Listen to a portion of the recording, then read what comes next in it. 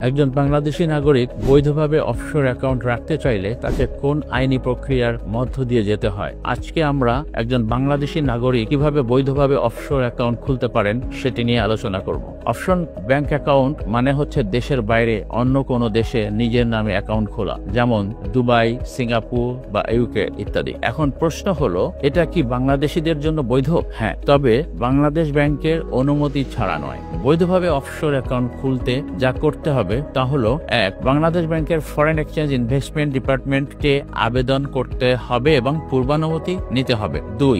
বিদেশে ব্যবসা, শিক্ষা, বিনিয়োগ বা রেমিটেন্স গ্রহণের মতো বৈধ উদ্দেশ্য থাকতে হবে। 3. পাসপোর্ট, ট্যাক্স রিটার্ন, আয়ের প্রমাণ সহ প্রয়োজনীয় কাগজপত্র জমা দিতে হবে। 4. টাকা পাঠাতে হবে ব্যাংকিং চ্যানেলে, হুন্ডি নয়, অন্যথায় এটি মানি লন্ডারিং বা বৈদেশিক মুদ্রা নিয়ন্ত্রণ আইন লঙ্ঘন বলে গণ্য হবে। বাংলাদেশী নাগরিকরা অফশোর অ্যাকাউন্ট রাখতে পারেন, তবে বাংলাদেশ ব্যাংকের অনুমতি ও আইনি প্রক্রিয়া মেনে চলতে হবে।